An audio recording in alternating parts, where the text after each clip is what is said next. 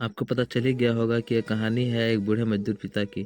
एक गांव में एक आदमी रहता था जो बहुत बूढ़ा हो चुका था, जिस वजह से उसे कम दिखाई देता था और बहुत कमज़ोर हो गया था। इसलिए अपनी बची खुची ज़िंदगी अपने बेटे के साथ बिता सके, इसलिए शहर में रह रहे उसके बेटे के घर रहने चला गया। बेटा एक शहर के छोटे मकान में रहता था। मकान तो उसका छोटा था, लेकिन उसके अंदर जो चीज़ें थीं, वो महँगी थीं।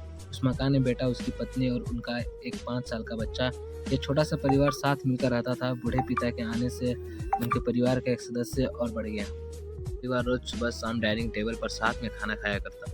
बूढ़ा पिता अपनी कमज़ोरी के चलते हमेशा खाने की चीज़ें नीचे गिराता रहता और कई बार काँच के बर्तन भी टूट जाया करते थे।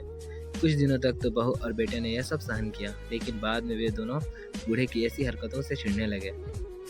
एक दिन बेटा ने कहा कि ऐसा कब तक चलेगा, हमें कुछ करना पड़ेगा। उसकी पत्नी भी इस बात से सहमत हुई।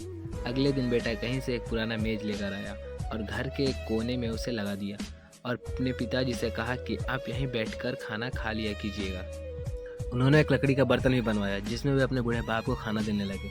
अपने कांच के कीमती बर्तन बचाने के लिए अपने पूरे बाप को लकड़ी का बर्तन देने में उन्हें जरा भी शर्म नहीं आई। अब खाने का समय जब जब होता तो बूढ़ा बाप एक कोने में बैठकर खाता और बाकी का परिवार डाइनिंग टेबल पर खाना खाया करता। डाइनिंग टेबल पर बैठे बैठे दोनों पति पत्नी कभी कभी अपने बूढ़े बाप की तरफ देख लिया करते। बूढ़े बाप की आंखों में उन्हें आंसू भी नजर आते, मगर उन पर जैसे कोई असर नहीं होता। बूढ़े का पोता भी यह नज़ारा हमेशा देखता और वह अपने में ही खोया रहता।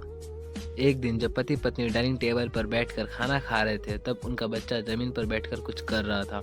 उन दोनों ने बच्चे के हाथ में लकड़ी का टुकड़ा देखा, लेकिन उन्हें कुछ समझ में नहीं आया कि बच्चा लकड़ी के टुकड़े के साथ क्या कर रहा है।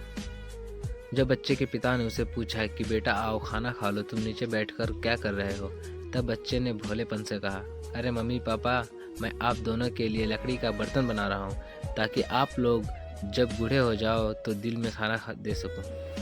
अपने नादान बेटे द्वारा दी गई यह सहज बात दोनों के दिल में तीर की तरह उतर गई।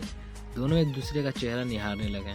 बिना कुछ कहे ही दोनों की आंखों में पानी आ गया और उन्हें अपने भविष्य की किताब अपनी आंखों के सामने खुलती नजर आई। उन्हें समझने में ज़्यादा देर नहीं लगी कि अब उन्हें क्या करना पड़ेगा। अगले दिन कमरे के कोने से वह पुराना मेज हट गया और अब बूढ़ा पिता और बाकी का परिवार साथ में मिलकर फिर से खाना खाने लगे। बूढ़े की कमजोरी की वजह से हो रही गलतियां भी अब किसी को नहीं चिढ़ती थी। दोस्तों, यह कहानी हमें बताती है, हर वह पत्ता जो आज हरा है वह कल सूखेगा और डाली से नीचे भी गिरेगा। इसलिए हमें अपने बड़े बूढ़ों का हमेशा ख्याल रखना चाहिए और हमें हमारे माता पिता और बुजुर्गों के साथ वैसा ही व्यवहार करना चाहिए जैसा हम चाहते हैं कि हमारे बूढ़े होने के बाद हमारे बच्चे हमारे साथ करें।